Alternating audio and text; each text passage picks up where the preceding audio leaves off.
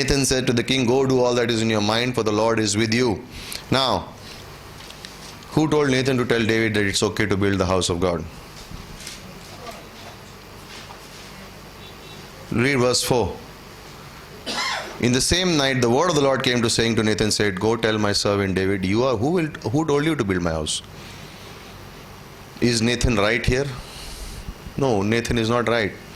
David said we should build the house of God. Nathan said, yes, we should build. God came and told Nathan, who told you to say yes? Isn't that what's happening here? The prophet did not inquire of the Lord. It's not his mistake, but it just goes to show you the prophet was supposed to hear from God and speak. He just agreed with David. He says, yeah, good idea. Was it a bad idea? No. But was it God's idea? No. God said, David is not going to build it. His hand is filled with blood. He's a man of war. But his household, his son, will build it. Because he's going to be a man of peace. Because there is blood on his hands, he cannot build my house. Because from day one, you see David is always involved in battles. He's killed many people. So he will not build a house for me. And chapter 7, there is a Davidic covenant. I'll give you the major points of it. But in this chapter, you will see many, I have commanded, I will do so. God is speaking. He says, good ideas, but I will do it. Who brought you up, David? I did. Who commanded, who gave you the success? I did. I will build my own house. Don't worry. Verse 6. Verse 5. Go say to my servant David, thus says the Lord, are you the one who should build me a house to dwell in? For I have not dwelt in a house since the day I was brought up from the sons of Israel from Egypt, even to this day, but I have been moving about in a tent, even a tabernacle. Wherever I have gone with all the sons of Israel, did I speak a word with one tribe of Israel, which I commanded to shepherd? Why have you not built me a house? Now therefore, thus you shall say to my servant David, thus says the Lord, I took you from the pasture of the following of the sheep to be a ruler over my people Israel. I have been with you wherever you have gone and cut off all your enemies. I will make you a great name. Verse 10, I will have appointed a place for my people Israel and will plant them. God is talking himself. That's what he is going to do. The Lord also, verse 11, the Lord also declares to you that the Lord will make a house for you when your days are complete and you lie down with your fathers. I will raise up your descendant after you, who will come forth from you, and I will establish his kingdom. He shall build a house for my name, and I will establish the throne of his kingdom forever. I will be a father to him, he will be a son to me. When he commits iniquity, in the King James it says, if he commits iniquity. Okay? The word should be when. When he commits iniquity, I will correct him with the rod of men, strokes of the sons of men, but my loving kindness shall not depart from you. The word loving kindness is the word hesed, God's loyal covenant love. Sometimes used as mercy, sometimes used as grace, sometimes used as loyal love. Okay? God's faithful love, his promise, based on this love is his promise which can never be broken. As I took away from Saul, whom I removed, your house and your kingdom shall endure before me. When? Forever. Your throne shall be established forever. Okay? This is an unconditional covenant, like the Abrahamic covenant. Your descendants shall be like the stars in the sky, sand on the seashore. Was it depending on Abraham that would happen? No. Your throne will be forever. Is it depending on David for that throne to happen forever? No. It will happen because of Jesus. These two covenants, Abrahamic covenant, Davidic covenant, are both unconditional. By the way, both those covenants have not yet been fulfilled. They will be in the millennial reign. The throne of David will be there forever. Who sits on that throne? Descendant of David is who? Jesus Christ is on that throne forever. This is fulfilled. Okay, so this will be now. There are 5 parts of the Davidic covenant. You can write them down quickly.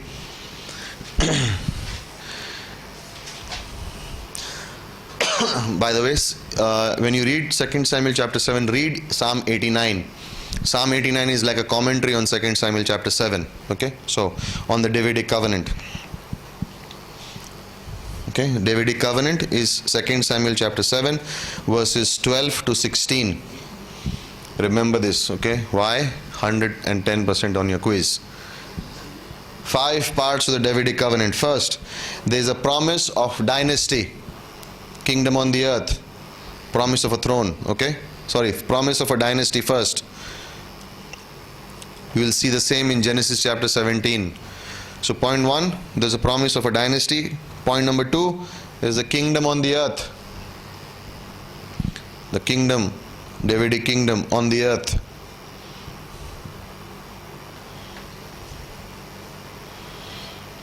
Point number 3, there's a promise of a throne.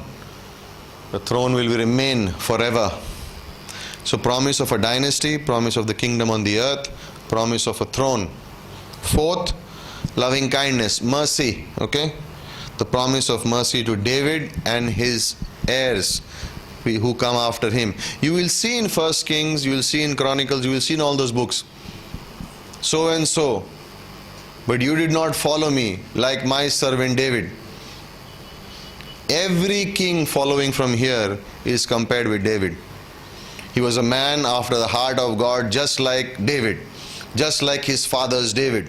You will see that all through 1 Kings, 2 Kings, you will see that through Chronicles. Why? David became the man whose heart, there's only one person about whom is written, a man after God's own heart in the Bible, and that's David. Everyone around was seen. Did he have David's heart? Because this man had a heart after God. Did he have David's heart? Oh, he followed God like his father David. And then he will say, he never did what his father David did. David became the pinnacle. And he says, your throne is forever. Now, who rules as the prince in the millennial? David. Under Jesus Christ.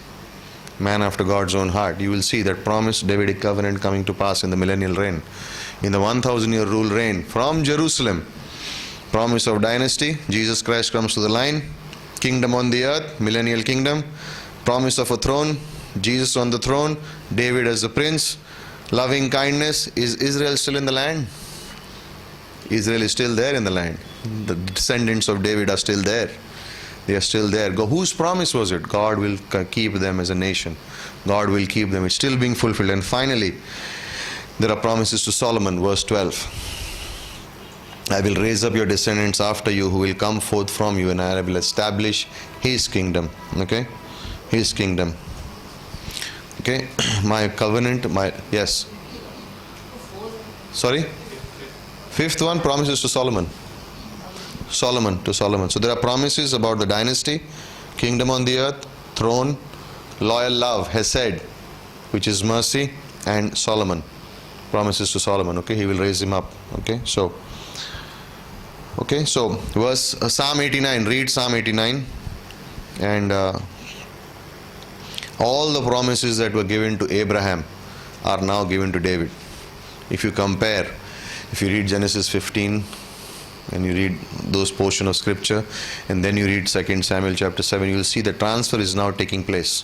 From Abraham, the descendants are come. Why? Remember in Romans chapter 4, Paul begins to talk about what Abraham did and what David did to the Jews. Why? They had to come through, the Messiah had to come from there. And so the promises of Abraham now are transferred to David. And that's how it will go forward. How many sons? You remember David's 2 sons, Solomon and from Bathsheba, Solomon and Nathan. Through Solomon's line comes who? Joseph in the New Testament. Through Nathan's line comes who? Mary in the New Testament. Read the genealogies. They all both come to David. They will all both come there, and then they come through Abraham, and then they go to it. It was through David's family, through Bathsheba. Isn't that a picture of grace? Why Bathsheba? It's a picture of grace. My loving kindness will not go from you. Okay? So, were God's people punished? AD 70, temple destroyed. Why? Israel did not fulfill its part. God is not a respecter. He will fulfill his covenant the way he wants to, but does not mean people can do what they want to do. It's very clear.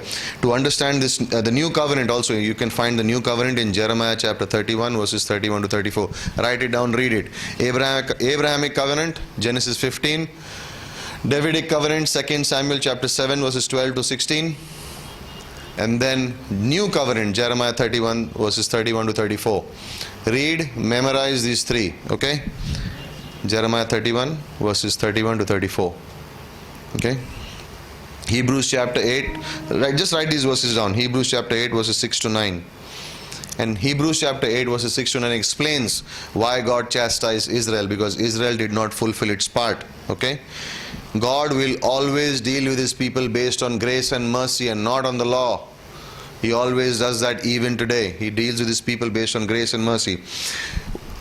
What is written in the Psalms? The sure mercies of whom? The sure mercies of whom? David. Find this verse, find this word in the Bible. The sure mercies of David. You will see it after this portion, you will see it all through. The sure mercies of David. Why? The household of David, I will not break my covenant with them. Based on what? My loving kindness. Unconditional. God took the charge of the promise, of fulfilling the promise. This promise could not be broken.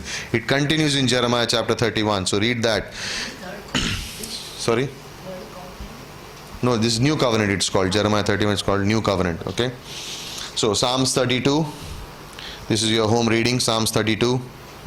Isaiah 53. Proverbs 28. Psalms 32 talks about blessed is the man to whom the Lord does not impute his unrighteousness or his transgressions. Proverbs 28 speaks about how we cannot live without the grace of God. In every failure, see the grace of God and rebound and get up and move on. Okay? So,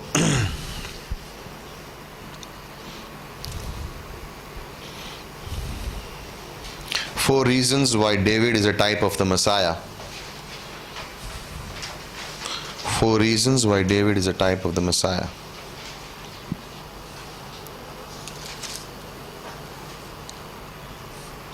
One, he's a man after God's own heart and he loved mercy, which means he knew how to receive mercy and knew how to give it.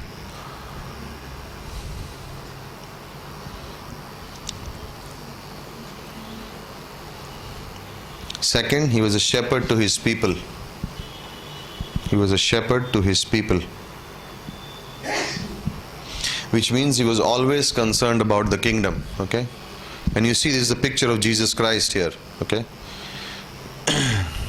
Christ was always revealing his Father.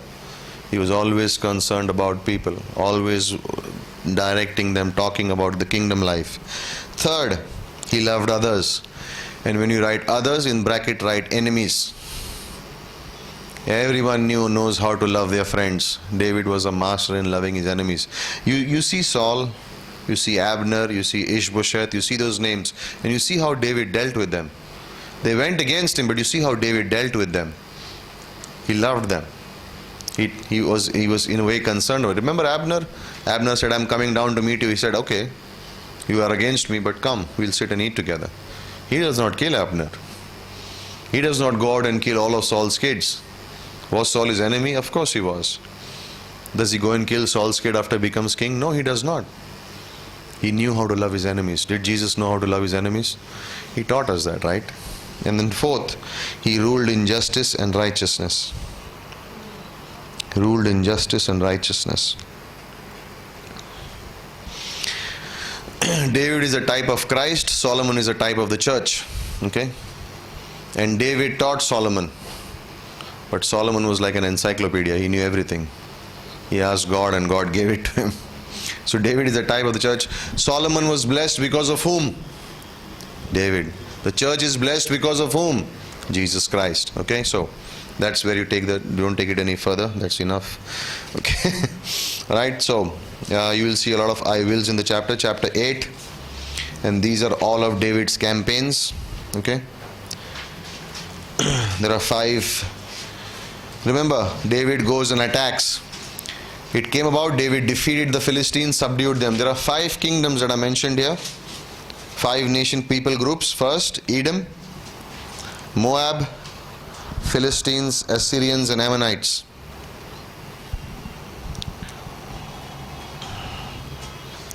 Edom, Moab, Philistines, Assyrian and Ammonites. Another reason why he was not allowed to build the temple. Man of war.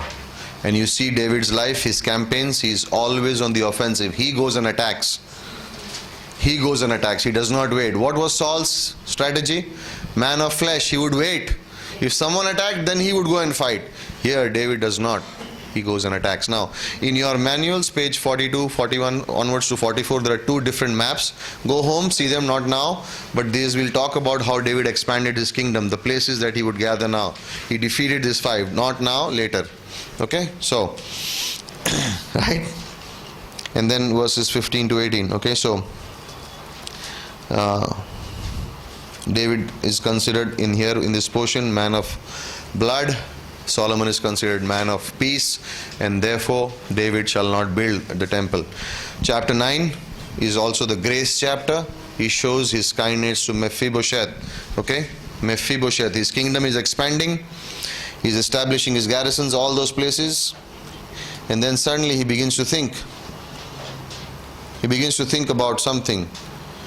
Is there anyone left in the house of Saul that I may show kindness for Jonathan's sake? I like that. His kingdom is growing. Why should we be worried about Saul and his descendants? He remembers the promise he has made with Jonathan. Is anyone left? Is there anyone left? And he had promised, and he would not forget his promise with his friend. And there's a servant in the house of Saul called Ziba. David said, I am your servant. Is there anyone yet of the house of Saul to whom I may show kindness of God? And he's speaking about grace right here. And it's like a friend, right? This is Mephibosheth, son of Jonathan, grandson of Saul. We know the system, right? When a new king came, the first thing he would do is kill all the descendants of the earlier king. You don't find David doing that here. He has made a promise to his friend. Okay, so he doesn't do that. And you see verse 8. Mephibosheth comes. He is, actually verse 7. They said, do not fear. I will surely show kindness to you for the sake of your father Jonathan, and will restore to you all the land of your grandfather Saul, and you shall eat at my table regularly.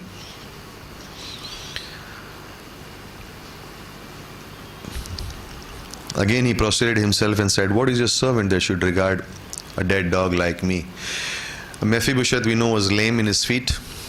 He was his enemy's son. Of course Jonathan's son, but Saul's grandson. He should not be alive. He should be dead. And the king says what? Eat at my table. Now who sits at the king's table?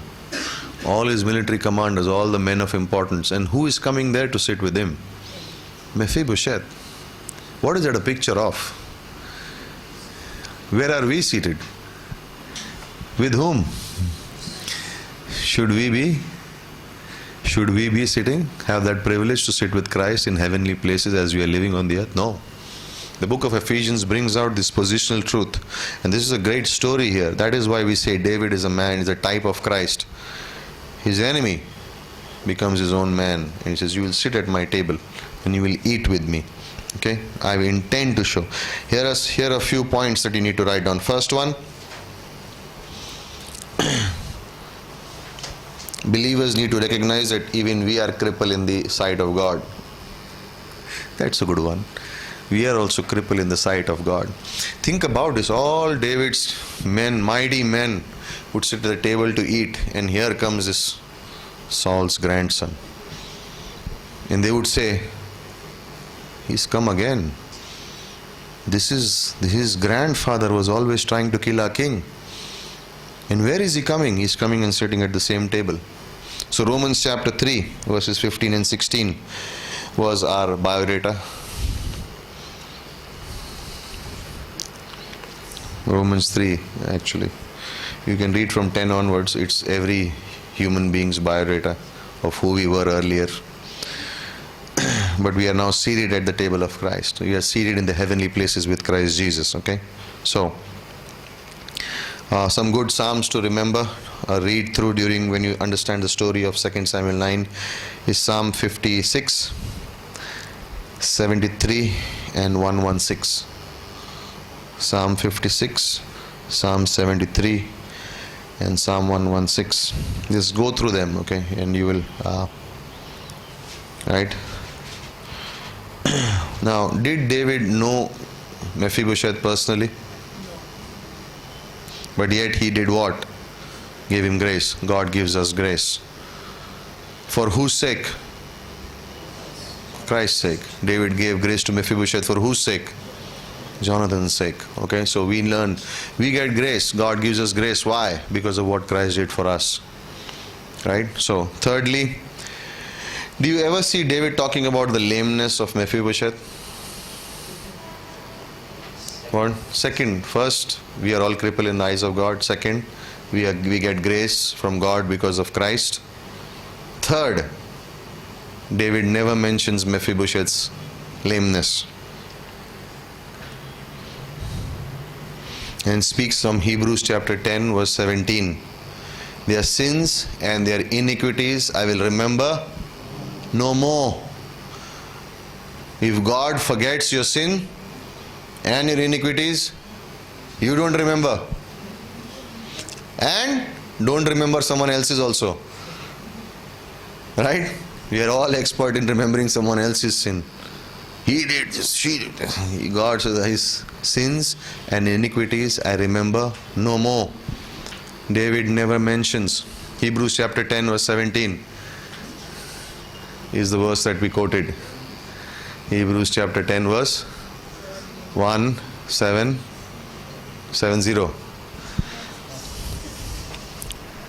How many chapters in the Bible have verse number 70, up to verse number 70 and more? How many chapters in the Bible have more than 70 verses? Thank you, Psalm 119. Which else?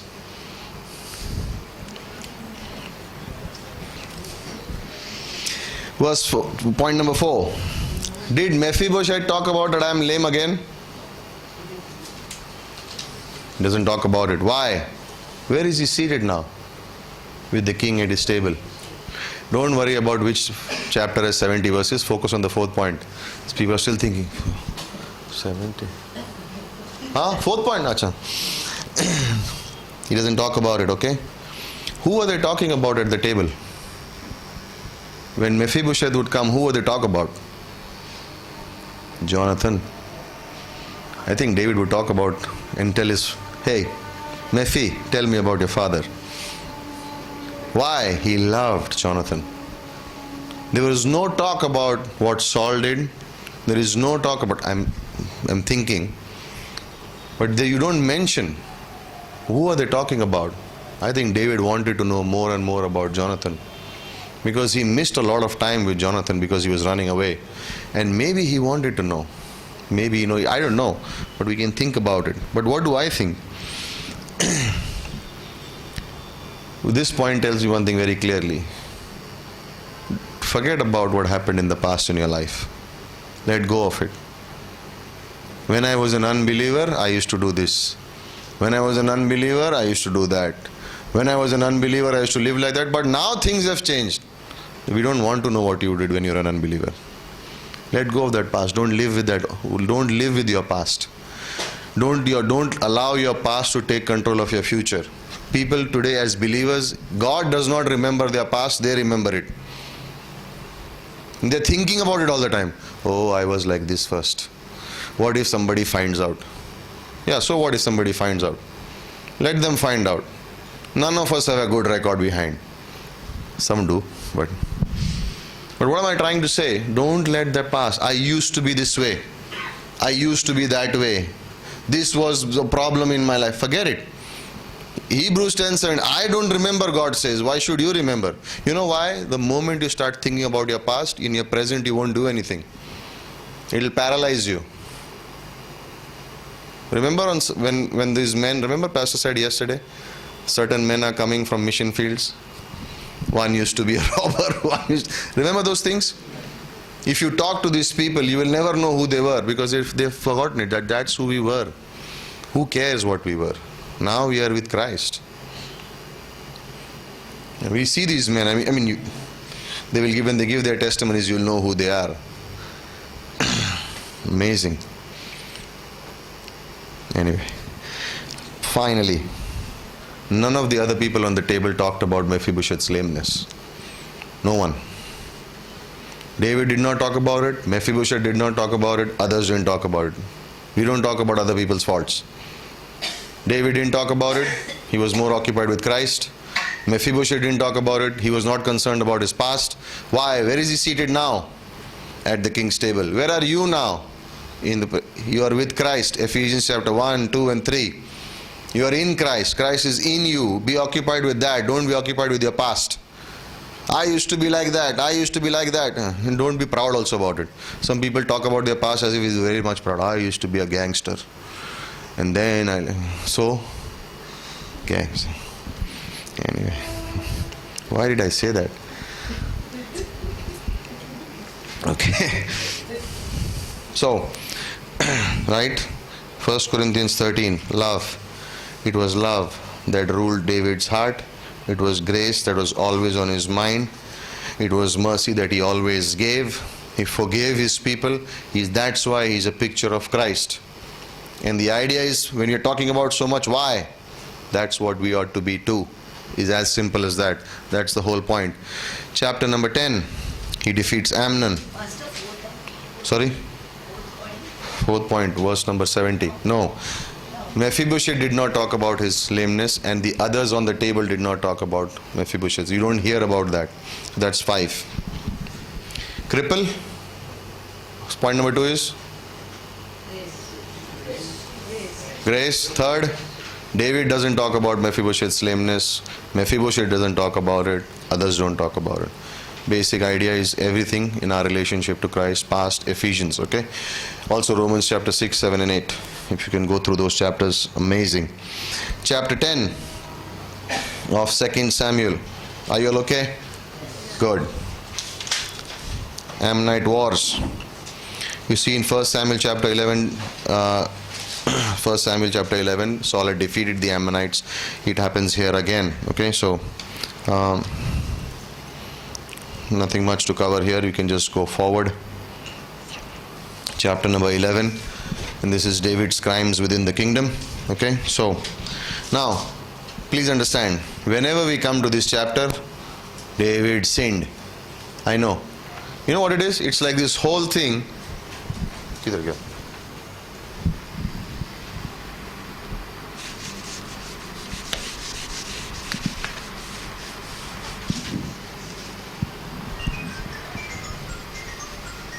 I am not available, please. Busy right now.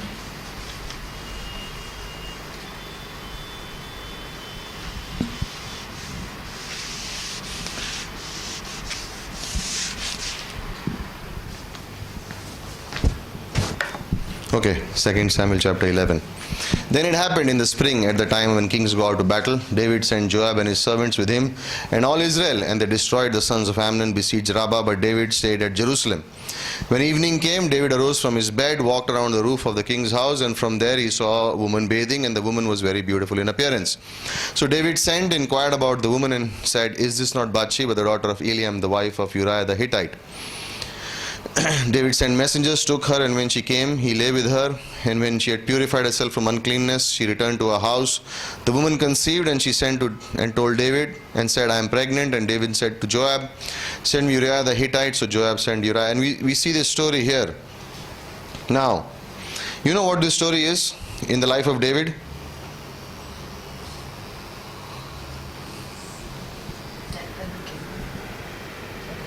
One black spot in his whole life. When we think about David, what do we remember first? And we forget this. David did not remember Mephibosheth's lameness. We don't remember. Think of David like this, and then that small dot in his life. You talk about David, we first bring that out. What about so much part of his life? In his whole life, that was one episode that brought a spot on his name. Don't focus on it too much. There is a lesson that we learn from it, we move on. What do we copy? The balanced part of his life. From every man's life, in the Bible, you will learn some things you do, some things you don't do. In David's life, from chapter 12, you understand what you're not supposed to do. But don't focus so much about that. Everyone, David sinned with Bathsheba. Yeah, we know David sinned with Bathsheba. And so did you. Not with Bathsheba, but sin.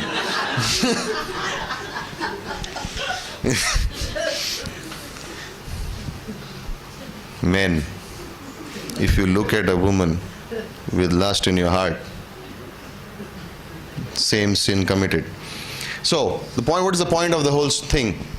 When you see things here, there's a few simple lessons that this chapter teaches which need to be in our hearts. And the first thing is familiarity with God. Where should David have been? In the battlefield. Because he has won. Now, why is this chapter is so strategically placed? Because in chapter 8 you see he's defeating kings. In chapter 9 you're seeing Mephibosheth. In chapter 10 again he's winning over battles. So he's thinking, I have won so many battles, let me rest at home. But what is the job of the king? To be at the battlefield with his men. He is at home. He is in the wrong place at the wrong time. He should have been in the battle with his people. He's at his home resting. Oh, I have won so many battles. I can be at home. I have my army. They will take care of it. You're not supposed to be at home. You're supposed to be in the battlefield. Yesterday we talked about the armor of God in the message in the evening in Ephesians 6. Remember? The breastplate, the sword, the belt.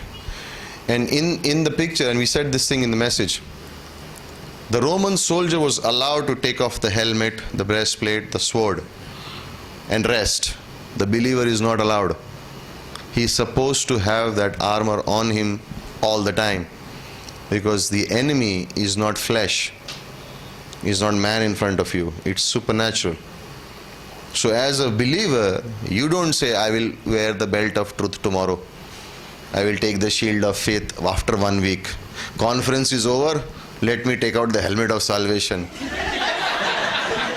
You don't do it. Why? Your enemy is waiting like a roaring lion to attack you. So you don't take it off. You know what David did? He let go of his armor a little while. He says he inquired, but he inquired here from someone else about Bathsheba. He did not go to God. Why? Familiarity with God. God is there. He will take care of it. Right? He is resting in his victories. Familiarity. There is hard work. There's all those things are there. Now, by the way, David is not fully to blame. Bathsheba also is to be blamed. Okay? Partially. We are not excusing David. What was she doing with the room open? She knew her house overlooked the palace. Why was she bathing with the windows open? Partially to be blamed. Okay? But no excuse for David. He had the one. He should have been the one not to take the step. He took the step. Now, what did he do? First sent the messenger, inquired. Then acquired, adding sin to sin. Familiar. Oh, nothing will happen. Nothing will happen. Right? How do people fall into sin? Small. I am just watching it. I am just seeing it. Let me taste it. No. Let me taste one more time. Then gone. Fallen for the habit. That's what it was. He saw, and instead of moving away from there, he stayed there. Lust of the flesh, lust of the eyes, pride of life. All three right here. It happened with Eve in Genesis 3. It happens again here. Lust of the flesh. He desired her. Lust of the eyes. Kept looking at her. Pride of life. Go get her. I am the king. All three are found here. It's the same pattern when people fall into sin. It's the same pattern. One of these three it starts with. And in the end, it leads to sin. In the end, it leads to sin. Okay? So, of course, there is a problem here. Instead of being out in the battle, he's here. We should not be. Okay? In verse 15, he sends for Uriah. In verse 8, he sends for Uriah. He's trying to cover up his sin now. He says, oh, she's pregnant, so let me call the husband. He sends. Now, by the way, Bathsheba is always referred to as Bathsheba, the wife of Uriah the Hittite. She is never mentioned as David's wife. God did not approve of that relationship even after they got married. You can check the scriptures. It always says Bathsheba, the wife of Uriah the Hittite. It never mentions the wife of David. God was not for this relationship. Okay? It was not the right way. It was a blot what David did on. So, he calls Uriah. Uriah says, go to your house. Why? So that if she's found pregnant, he can say, oh, it was Uriah's baby. And Uriah in verse 11 says, the ark of Israel and Judah are in temporary shelters. My lord Joab, the commander of the army, are in the field. How can I go to my house? Who taught him all this loyalty? Who taught him this loyalty? David. David taught him this loyalty, and he's telling him to go against it. And David said to Uriah, okay, stay here. Tomorrow I will let you go. David called him, verse 13, and he ate and drank before him. He made him drunk. And in the evening he went out to lie on his bed with the Lord's servant, but he did not go down to his own house. Even in his drunk condition, Uriah said, my brothers are fighting in the battle. How can I go and have fun with my wife? I am not going. And David wrote a letter to Joab, sent it by Uriah's hand. Uriah basically carried his own death sentence. Place Uriah in the front line of the fiercest battle, withdraw from him so that he may struck down and die.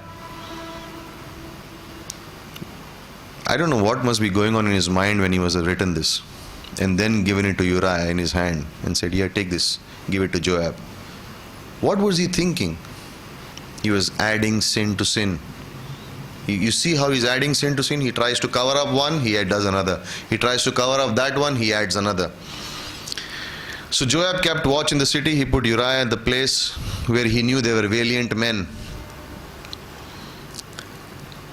The men of the city went out and fought against Joab and some of his servants, and among David's servants fell, and Uriah the Hittite also died. And Joab sent and reported to David on all the events of the war. He charged the messenger, saying, when you have finished telling all the events of the war to the king, and if it happens that the king's wrath arises and he says to you, why did you go near to the city and fight? Did you not know that they would shoot from the wall? What's he talking about? If you read Judges chapter 9, Abimelech was killed in the same place because they went too close to the wall and they shot arrows from down and he died. They were fighting the battle in the same place, and David says, send Uriah there and then withdraw from him. And Joab is sending a message saying, if the king gets upset, because you are basically doing a wrong military thing, you should have learned, you don't go close to the walls. He says, if he gets angry because you went close, see what he says there. Who struck Abimelech down? He says, why did you then go to the war? Verse 21. Then you shall say, your servant Uriah the Hittite is dead also. So David would understand that we are actually following your orders. Why? Because when they would, if it was reported to a king something that they made a mistake in the military warfare, the king would be upset because he had lost precious soldiers. He would be upset. So the messenger departed, came to David and told all that Joab had told him to tell. The messenger said, the men prevailed against us, came out against the field. We were pressed as far as the entrance. The archers shot from the wall, so some of the king's servants died. Your servant Uriah the Hittite also died. Look what David says. Say to Joab, don't let these things displease you, for the sword devours one as well another. You know what he's saying? Indifference. War, it happens, people die. What happened when Saul and Jonathan had died? What was David's response? Oh, mighty men, swifter than eagles, stronger than lions. Now he's killing, Uriah dies, and what does he say? War, people die. That's what he says. Why? Sin. He's infected him. How long did he live in this sin? For a year. He lived in this sin for a year. Because when Nathan confronts him, the child is already born. It's almost a year he lived in this sin without repenting. Okay? It was not that it happened and 2 days later Nathan approached him. No. And there are some things that are not written in the Bible. When we are coming to chapter 12, I'll talk to you about it. Verse 26. The wife of Uriah heard that Uriah, her husband, was dead, and she mourned for her husband. When the time of mourning was over, David sent and brought her to his house, and she became his wife. She bore him a son, but the thing that David had done was what? Uriah died, Bathsheba happy, David happy. God is not. Oh, God is not doing anything so we can continue the way we are. God is not. You think a person thinks that they can live in sin, continue, practice, and nothing will happen. God, nobody's getting hurt. We can do whatever we want. Doesn't work. Sooner or later. Chapter 12.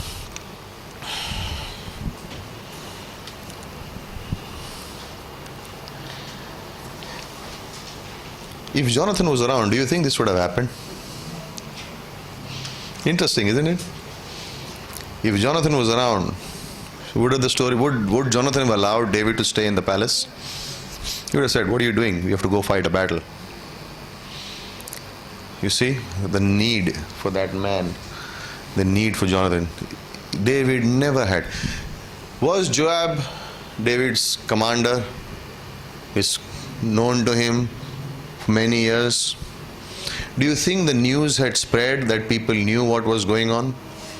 Do you find anyone coming and challenging David or saying you did wrong? He never had good, strong men around him, spiritually speaking. He missed Jonathan. No one told him. Joab, what is Joab is doing? He says, yeah, what you said we did.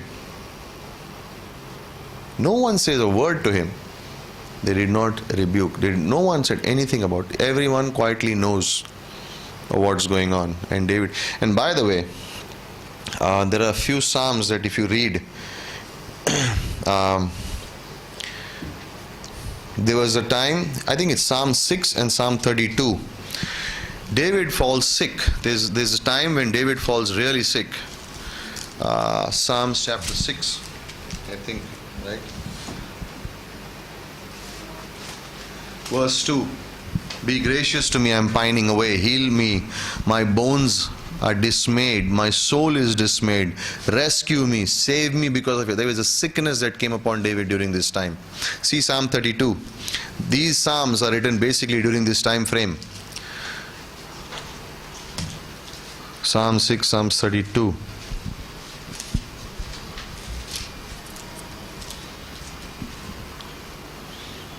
He's talking about this. Blessed is the one who's, when I kept silent. Verse 3, look at verse 3. When I kept silent about my sin, my body wasted away. There was a physical sickness when he did not confess his sin. Through my groaning all day long, he was afflicted by God. There was a physical sickness that came upon him when he kept quiet about his sin. And you can see those things here. For day and night your hand was heavy upon me. My vitality was drained away with fever in the heat of the summer. Then verse 5. I acknowledged my sin to you, and my iniquity I did not hide. I said, I will confess my transgressions to the Lord, and you forgave the guilt of my sin. Till the time he had not confessed, there was a sickness on his life. He was heavy. His hand, God's hand was heavy.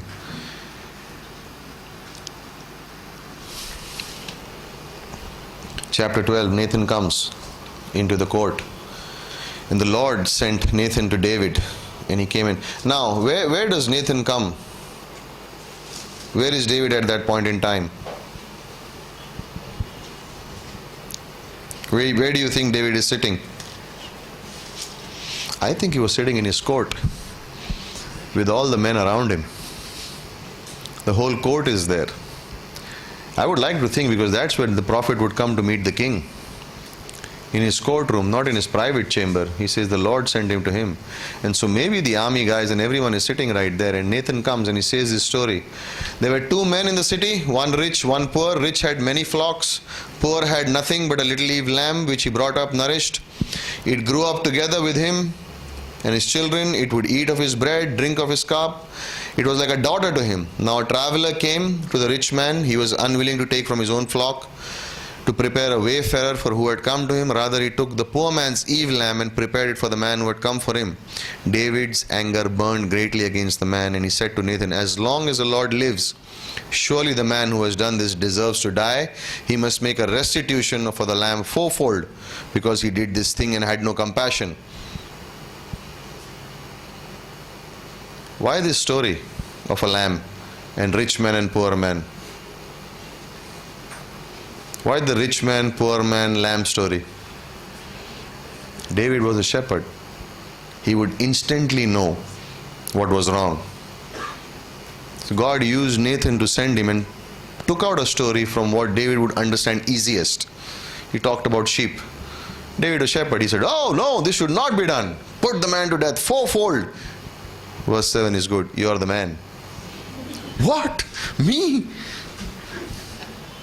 It is I who anointed you king over Israel, and it is I who delivered you from the hand of Saul. I gave you your master's house, your master's wives into your care. I gave you the house of Israel and Judah. And if that was too little, I would have added you many more things like these. Why have you despised the word of the Lord by doing evil in his sight? You have struck down Uriah the Hittite with a sword, have taken his wife to be your wife, and killed him with the sword of the sons of Amnon. Man, I think he's talking right in front of the courtyard and everyone is listening there. This is a straight on rebuke. Why? David lived in this sin for over a year. This was not a matter of few days that happened. It is a year and David has not repented. Now therefore the sword shall never depart from your house, because you have despised me and taken the wife of Uriah the Hittite to be your wife. You see? Never is it mentioned David's wife. It is still mentioned Uriah the Hittite. The Lord says, behold, I will raise up evil against you from your own household. I will even take your wives before your eyes and give them to your companion. What did God say? You sinned with Bathsheba secretly. Your son Absalom will do the same thing with your wives openly. You'll see that in 2 Samuel, in the chapters later on that come, 14, 15, 16 onwards. Absalom did that because he wanted the throne. He would do the same thing with David's wives openly on the terrace, and Israel would watch. And he says, from your own household this is evil will come. So why so hard? Why so hard with David? God, what you sow, you will reap. What David pronounced the own judgment fourfold.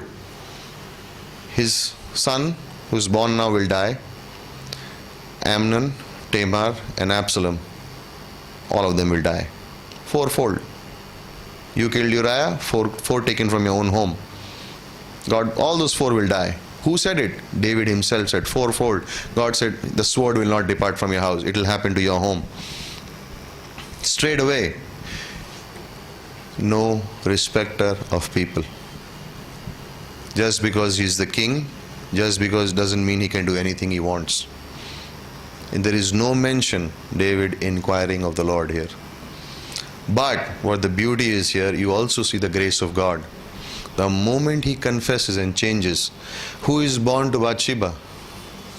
Solomon, beloved of the Lord. It's a picture of grace, but we'll talk about something that is there in between that part. Then David said to Nathan in verse 13, I have sinned against the Lord. And Nathan said to David, the Lord also has taken away your sin, you shall not die. That's the finished work message. God paid for your sins. Now there is no death in a way. You will be with Christ. Heaven, finished work, over. It's the finished work in the Old Testament portion. It shows one sin paid for, finished, over, finished with. It says, yes, you have sinned. The Lord has taken away your sin, and you shall what? Not die. In Psalm 51, when he prays, and he's praying for forgiveness, he says, do not take away your Holy Spirit from me. Why does he pray that? He knows in the Old Testament, the Holy Spirit came upon a person for specific purpose and then would leave. The Spirit departed from Saul, the Spirit departed from Samson. It did not depart from David. But in the New Testament, it does not come upon us, it comes in us, never to leave. We are sealed. Ephesians chapter 1. We are sealed with the Holy Spirit of promise. So if you sin, the Holy Spirit doesn't depart. He becomes quiet. There is a wall. There is no communication that can happen now. Okay? So, Why? Christ finished the work where? On the cross. It's over, it's finished. However, because by this deed you have given occasions to the enemies of the Lord to blaspheme, the child that is born to you shall surely die. Nathan went up to the house. The Lord struck the child. Uriah's widow bore to David, so that he was very sick. Again it says Uriah's widow. It does not mention anywhere. You will see that God did not ever approve of this. David inquired. Now again he is back to square one. He's back in a good place. David inquired of the Lord. He's coming back to the same place. You know what? That is grace. God gives you chance to come back again. He's a God of new beginnings. Grace is God is a God of new beginnings. You fail, you get up, you confess, you forsake, you move on. Jonah went away from God. Chapter 3 of Jonah. The word of the Lord came to Jonah second time. Proverbs chapter 24 verse 16.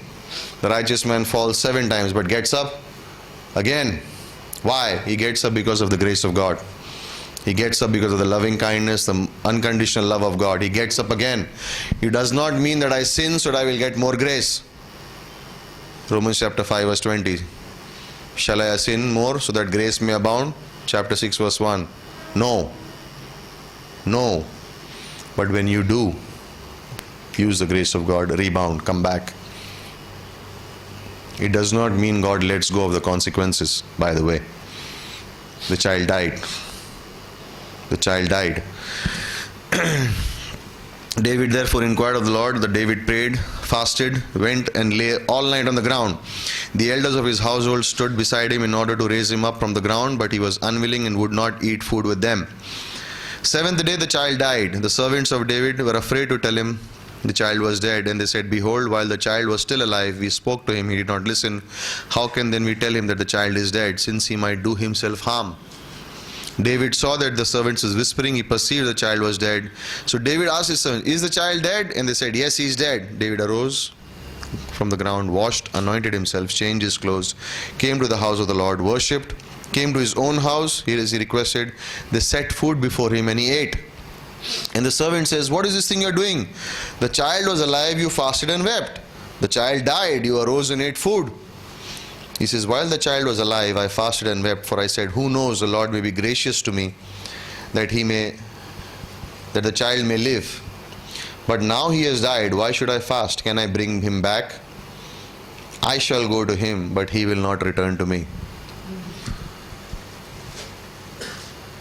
Where is the child? Heaven. Finished work. When abortion takes place, where is the child? There with the Lord. When young babies before the age of understanding the salvation message, when they die, where do they go? Gracious God. So what if it's from another religion or another denomination? It doesn't make a difference.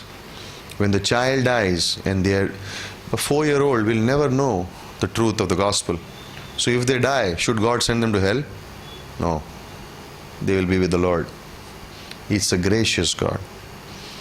He's holy, yes, but He's also a gracious God. If they have no chance. So where do the aborted babies go? Heaven. Miscarriages, where will they go? Heaven. They're all there. God has kept them there. The moment they are conceived, there is life. Who gives that life? Jesus Christ. So if they die, they're not just dead. They're not just a fetus. They have life in them. And when that life goes out, the child goes to God. They're all there. Millions and millions and millions of babies who have been aborted because of these laws, where are they going? God has kept them in heaven for them. He's kept them. He's a gracious, just God. If they have not heard the gospel, where will they go? Babies are there. You're all there. I believe it. And this one confirms it. I shall go to him, but he will not return to me. And David comforted his wife Bathsheba and went in and lay with her, and she gave birth to a son, and he named him Solomon. Now the Lord loved him and sent word through Nathan the prophet, and he named the son Jedediah for the Lord's sake. Jedediah means beloved of the Lord. Okay, now Joab fought against Rabbah, the son of Amnon, captured the city. Joab sent messengers to David and said, I have fought against Rabbah, I have captured, therefore gather the rest of the people. So David gathered all the rest of the people, went back to square one. He's fighting again. Where should he have been? Fighting. He was not, fell into sin, trouble came into the kingdom, into his house. He's back to doing what he's supposed to do. We are out of time. I wanted to cover next 2 chapters, but 3 more actually, but we won't have time. Okay, we'll close here. We'll close here. Okay, Lord, just thank you for this time, and bless the truths that we have heard, listened, and give us deeper insight as we meditate upon the scriptures and the portions that we have read and the ones that we will read. Thank you for this night. In Jesus' name we pray. Amen.